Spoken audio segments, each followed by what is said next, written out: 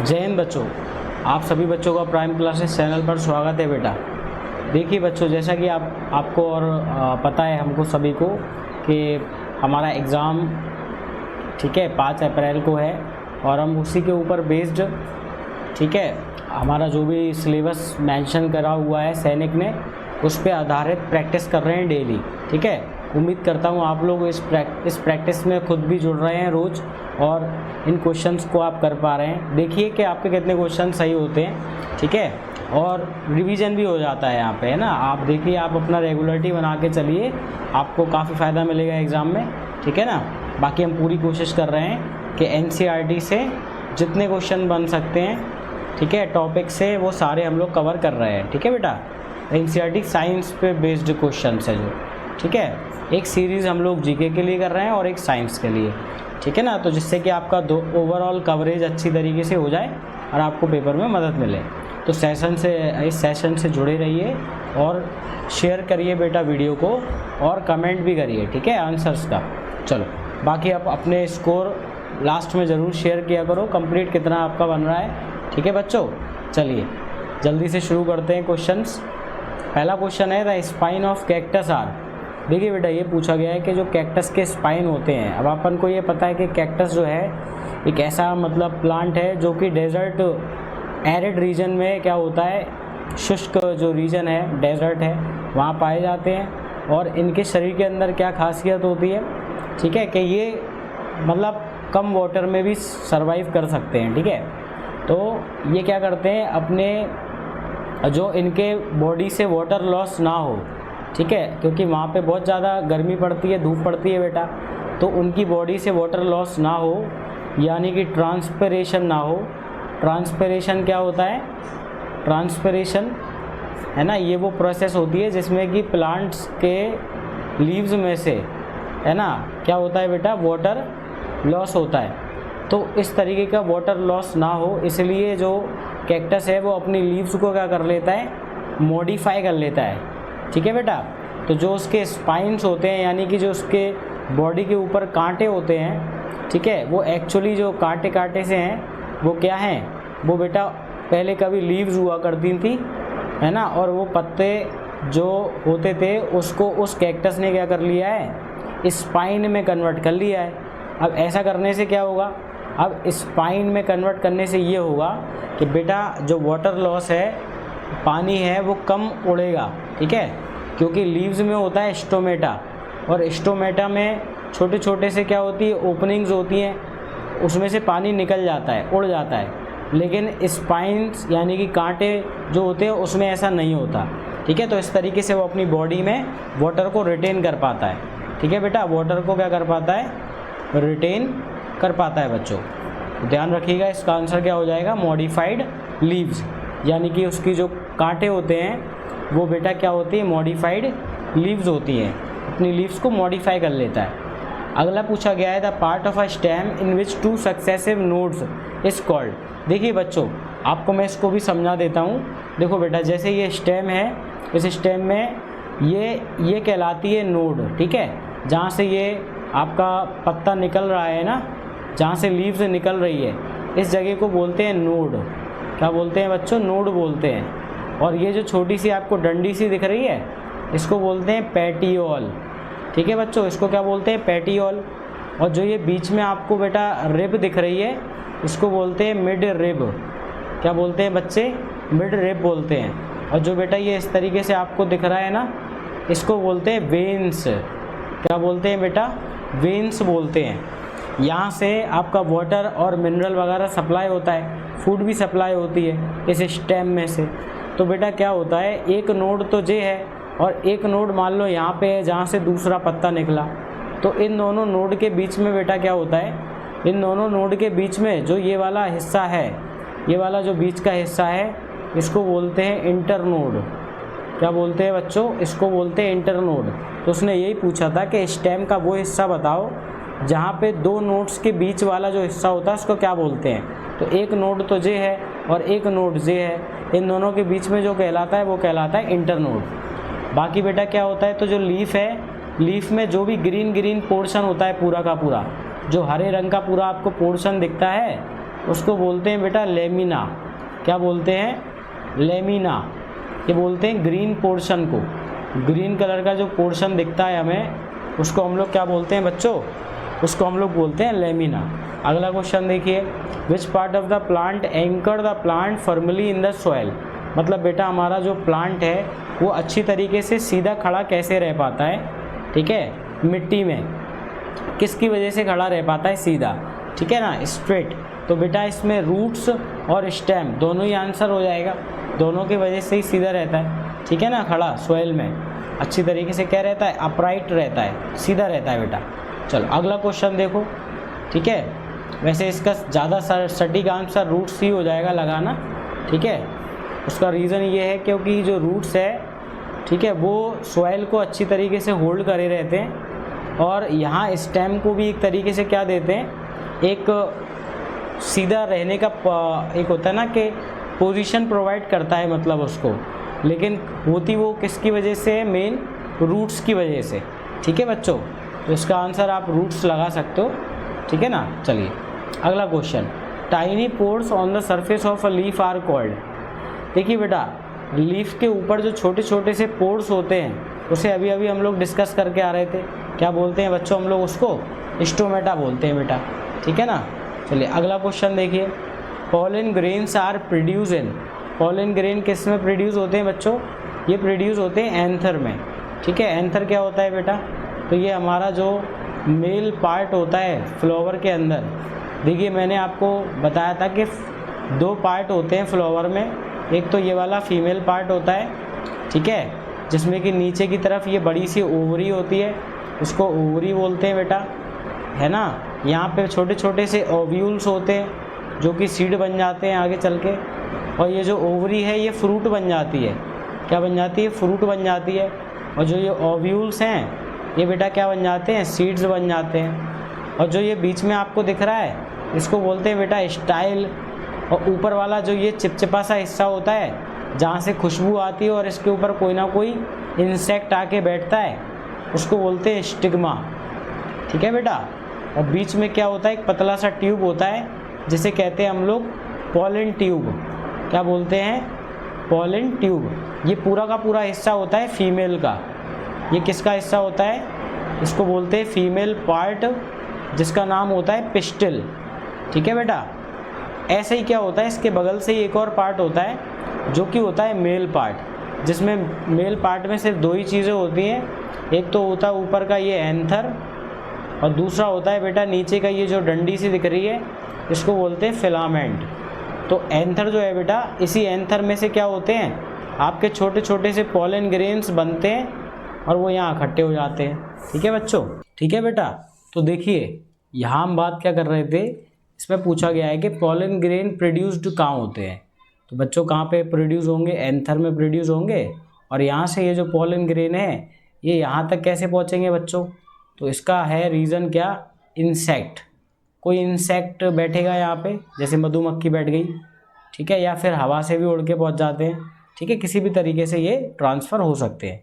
चलिए अगला देखिए बेटा, the part of a embryo that give rise to the stem is called.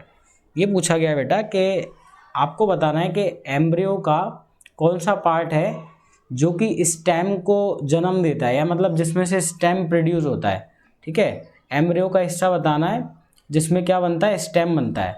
तो देखिए बेटा जो रेडिकल होता है, दो पार्ट होते हैं, एक तो होता है रेडिकल, ठीक है, जब आपका सीड का जर्मिनेशन हो रहा होता है ना, तो उसमें दो पार्ट बनते हैं। एक तो बनता है रेडिकल, ठीक है, जो कि कन्वर्ट हो जाता है रूट्स में, ठीक है। और एक बेटा इसी में से क्या पार्ट बनता है, उसका नाम होता है प्लूम्यूल, है ना। ये प्लूम्यूल जो है ये किस में कन्वर्ट हो जाता है? ये स्टेम में कन्वर्ट हो जाता है।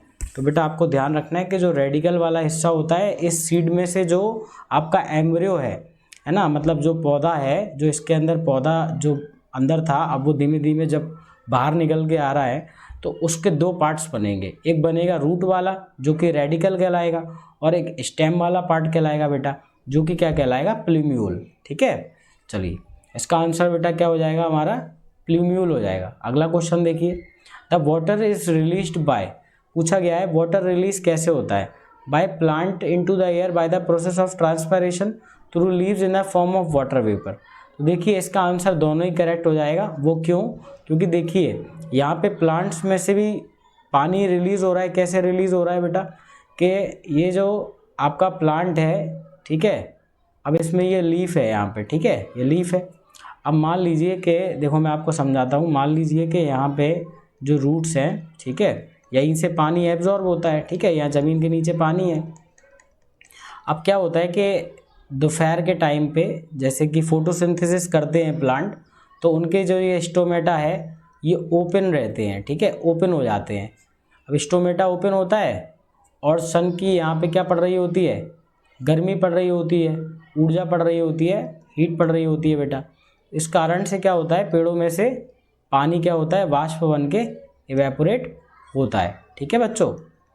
तो प्लांट्स में से भी हो रहा है और यहाँ पे भी वही पॉइंट लिखा है कि लीव्स में से वाटर रिलीज होता है in the form of water vapour. वो तो होगा ही, क्योंकि जब पानी गर्म होगा तो वो कैसे उड़ेगा? भाप बन के ही उड़ेगा बेटा, ठीक है। तो इसका आंसर क्या हो जाएगा आपका? बोथ। चलिए, dash is a flowering plant with no leaves. मतलब ये पूछा गया है बेटा, ऐसा प्लांट आपको बताना है जो कि फ्लावरिंग प्लांट है लेकिन उसमें कोई लीव्स नहीं है। बड़ा ही मतलब खास किस्म का प्लांट है, ठीक है। आप लोग इसका इमेज भी देख सकते हो अपने सर्च करके, ठीक है, कि ये एक ऐसा फ्लावरिंग प्लांट है, मतलब फ्लावर्स तो इसमें होते हैं लेकिन इसमें लीफ नहीं होते, ठीक है ना। इसलिए ये इसलिए अपना मतलब जो फूड होता है उसको मैन्युफैक्चर नहीं कर पाता है, बना नहीं पाता है, दूसरों पर डिपेंड होता है खाने के लिए, ठीक है। चलो, क्योंकि लीव्स होती हैं तो फूड बन पाता है, ठीक है बच्चों। तभी तो हम कहते हैं लीव्स को, क्या कहते हैं लीव्स को बेटा? किचन ऑफ द प्लांट, है ना। क्या बोलते हैं? किचन ऑफ द प्लांट, है ना। या फिर शेफ बोल दो, कुक बोल दो, कुछ भी बोल दो, क्योंकि खाना यही बनाती है। Stem of the tomato plant is, बेटा पूछा गया है कि जो स्टेम होती है टोमेटो प्लांट की वो कैसी होती है? तो पतली सी होती है, नाजुक सी, जिसको कि हम लोग टेंडर कहते हैं, ठीक है, टेंड्रिल होती है इस तरीके की बेटा। उसकी स्टेम जो ऐसा मतलब मजबूती देने के लिए ऐसी उसकी स्टेम राउंड सी हो जाती है, ठीक है, और आसपास की चीज़ों में ऐसे करके क्या हो जाती है? अटैच हो जाती है, ठीक है, लपेट जाती है। चलिए, इसको बोलते हैं टेंड्रिल, ठीक है बच्चा, tendril. The region of attachment of the leaf with the stem is called. देखो बेटा, अभी आपको हमने बताया था कि ये स्टेम है, इस स्टेम में ये वाला एक हिस्सा है जहाँ से आपकी लीफ निकल रही है, इसको तो हम क्या बोल देंगे बेटा? इसको हम लोग बोल देंगे नोड। क्या बोल देंगे? नोड बोल देंगे। और जो ये यहाँ से लेके यहाँ तक का जो ये इतना हिस्सा है, जो लीफ और नोड के बीच का जो ये आपको हिस्सा दिख रहा है, इसको हम लोग बोल देते हैं पैटियोल। क्या बोल देते हैं बच्चे? पैटियोल। तो जब आप कभी लीफ तोड़ते हो ना, तो ये पैटियोल के साथ ही तोड़ते हो, ठीक है। नीचे से आप पकड़ते हो ना, वो हिस्सा जो होता है लीफ के नीचे वाला डंडी सी, उसको बोल देते हैं पैटियोल। तो इसका आंसर बेटा क्या हो जाएगा? डेली। चलिए, small plant soft perishable stem attain height up to 5 feet, generally annual and biennials, this plants are called. ठीक है, तो छोटी हाइट होती है, मतलब कि अप टू 5 फीट्स तक की हाइट होती है जैसे कि, ठीक है, स्मॉल प्लांट्स होते हैं। तो इनको हम किस कैटेगरी में रखते हैं बेटा? हर्ब्स की कैटेगरी में रखते हैं, ठीक है ना। चलिए, अगला क्वेश्चन देखिए, which plant is an example of herbs. पूछा गया है कि हर्ब्स का इसमें से एग्जाम्पल कौन सा है। तो बच्चों देखिए, इसमें कोई भी एग्जाम्पल जो है वो हर्ब्स का नहीं है। हर्ब्स प्लांट्स कैसे होते हैं? जिनकी स्टेम बहुत वीक होती है, अब जो बहुत छोटे से होते हैं, ठीक है। चलिए बच्चों, अगला क्वेश्चन देखते हैं क्या है बेटा। देखो, हर्ब्स जो होते हैं वो ऐसे प्लांट्स होते हैं, ठीक है, जो कि 1 मीटर से जिनकी हाइट कम होती है, छोटे होते हैं, और जिनकी स्टेम कैसी होती है बेटा? वीक स्टेम होती है, ठीक है ना। मतलब बहुत ही पतली सी होती है, ग्रीन सी दिखती है, जैसे कि धनिया है, पुदीना है, ठीक है। ये सब क्या है बेटा? हर्ब्स है। और श्रब्स कैसे होते हैं? जो लगभग 1 मीटर की हाइट रखते हैं, जैसे कि रोज प्लांट हो गया, ठीक है आपका, है ना, तुलसी हो गया बेटा, ठीक है। इस तरह के जो प्लांट्स हैं, और ट्री का तो आपको पता ही होना चाहिए। चलिए, अगला क्वेश्चन है, water moves up in the stem and goes to which part of the plant. ठीक है बेटा, ये पूछा गया है कि जो हमारा वाटर है, ठीक है, वाटर जो है ऊपर जाके किस पार्ट पे पहुंचता है। तो बेटा जो स्टेम है, देखिए वाटर जब ऊपर जाएगा स्टेम में, है ना, तो किस पार्ट में जाएगा बेटा, तो जो स्टेम से जो भी अटैच पार्ट है, जैसे कि आपके इस स्टेम में पानी आएगा तो किस में पहुंचेगा, लीव्स में पहुंचेगा।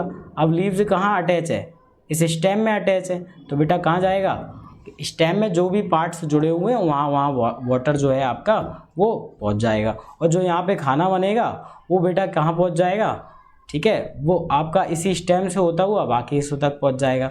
दो प्रकार के टिश्यू होते हैं, एक होता है जाइलम और एक होता है फ्लोएम। तो जो जाइलम होता है ये क्या करता है, प्लांट्स में वाटर को ट्रांसपोर्ट करता है, वाटर और मिनरल को ट्रांसपोर्ट करता है, ठीक है। लिफ्ट टाइप की समझ लो, दो लिफ्ट होती हैं, एक नीचे से ऊपर पानी लेके आते हैं और एक जो है ये जो फ्लोएम वाला है ये खाने को ऊपर से नीचे पहुंचाते हैं, ठीक है, या हर हिस्से तक जो खाना लीव्स ने बनाया है उसको ये क्या करते हैं, पहुंचा देते हैं, ठीक है बच्चों। अगला देखिए, primary function of leaf. Leaf का बेटा प्राइमरी फंक्शन क्या होता है, तो बेटा लीफ का फंक्शन होता है फूड को प्रिपेयर करना, ठीक है, तभी हम उसको क्या कहते हैं, किचन ऑफ द प्लांट। अब beet plant belong to the category of, beet बेटा किस तरह का प्लांट में आ जाएगा, तो आपने देखा होगा उसकी भी स्टेम कैसी होती है ना, पतली सी होती है, नाजुक सी, उसको भी किस में रखा जाता है, हर्ब्स की कैटेगरी में रख दिया जाता है, ठीक है। अगला देखिए, root stem leaf constitute the dash part of the plant body. पूछा गया है कि रूट स्टेम एंड लीव्स जो होते हैं ये किस पार्ट में आते हैं, ये आते हैं बेटा वेजिटेटिव पार्ट में। देखो दो तरह के पार्ट होते हैं, एक तो होता है रिप्रोडक्टिव पार्ट, ठीक है, रिप्रोडक्टिव पार्ट का हिस्सा होता है हमारा सीड, क्योंकि सीड को आप लगाओगे उसमें से भी पौधा निकलेगा। और क्या होता है कि अगर आप सीड का बिना सीड का उपयोग करके भी प्लांट्स उगाना चाहते हो तो आपको प्लांट्स के कुछ हिस्सों की ज़रूरत पड़ती है, जैसे कि उसका रूट का ज़रूरत पड़ता है या स्टेम का ज़रूरत पड़ता है। जैसे आप लोगों ने अगर देखा हो रोज़ प्लांट होता है ना, तो उसमें बेटा आप क्या कर सकते हो, उसकी स्टेम कट कर सकते हो, स्टेम कट करके जोड़ दोगे दूसरे स्टेम में तो वो रोज़ प्लांट फिर से बन जाएगा, ठीक है। तो वहाँ पे सीड का उपयोग नहीं करना पड़ता है, ठीक है। इस तरीके से बेटा क्या करा जाता है, पेड़ों को उगाया जाता है, इसको कहते हैं वेजिटेटिव प्रोपोगेशन। क्या बोलते हैं बच्चों, ये एक तरीका होता है, इसको बोलते हैं वेजिटेटिव प्रोपोगेशन।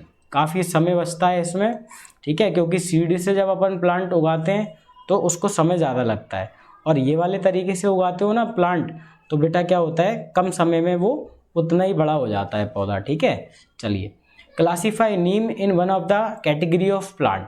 तो बेटा नीम तो हमने देखा ही है, मोटी सी उसकी ट्रंक होती है, तो इसका आंसर क्या हो जाएगा बेटा, क्योंकि जो नीम का पौधा होता है उसकी ट्रंक बहुत मोटी होती है, और जो ट्री होते हैं उन्हीं की ट्रंक कैसी होती है, मोटी होती है बच्चों। अच्छा, आपको पता है कि ट्रीज़ की जो उम्र है वो कैसे पता लगाई जाती है, एज। तो बेटा उसको पता लगाने के लिए क्या करते हैं, इसमें ना जो रिंग्स जैसी बनती हैं यहाँ पे, ठीक है, अंदर, उसको काउंट करके पता किया जाता है, ठीक है, कि ये प्लांट की एज कितनी है बच्चों, ठीक है, ये ध्यान रखिएगा। चलिए आगे देखिए, a plant with weak stem, ठीक है, एक प्लांट जिसकी स्टेम वीक है उसको हम लोग, इसमें से कौन सा है बेटा, वो हमारा हो जाएगा पुदीना यानी कि मिंट, ठीक है बच्चों, अभी हम लोगों ने डिस्कस किया था। Flower fruits seed constituent the dash part of the plant body. तो देखिए बेटा, फ्लावर फ्रूट एंड सीड्स अगर आएंगे तो ये किस पार्ट में आएंगे, रिप्रोडक्टिव पार्ट में। और वेजिटेटिव पार्ट में क्या क्या आएगा, स्टेम आ जाएगा, रूट आ जाएगा, और बेटा क्या आ जाएगा आपका, स्टेम, रूट, और आपका मेनली ये पार्ट आ जाएगा, ठीक है ना। चलिए अगला देखिए, the most beautiful part of a plant is called, ठीक है, हाँ, most beautiful part of a plant is called, क्या कहलाता है बेटा, फ्लावर। सबसे ब्यूटीफुल क्या होता है, फ्लावर, क्योंकि जो इंसेक्ट्स होते हैं ना वो फ्लावर को देख के ही उस पौधे के ऊपर आते हैं, और इस तरीके से फिर क्या हो पाता है, पॉलिनेशन हो पाता है, ठीक है। तो फ्लावर जो है वो खुशबूदार होते हैं, अट्रैक्टिव दिखते हैं, तभी तो इंसेक्ट आके उसके ऊपर बैठेगा, ठीक है। और इस तरीके से प्लांट्स फिर अपना क्या कर पाएंगे, अपनी संख्या को बढ़ा पाएंगे, ठीक है, सीड फॉर्मेशन हो पाएगा बेटा, सीड्स बन पाएंगे, पॉलिनेशन हो पाएगा, ठीक है। चलो बच्चों।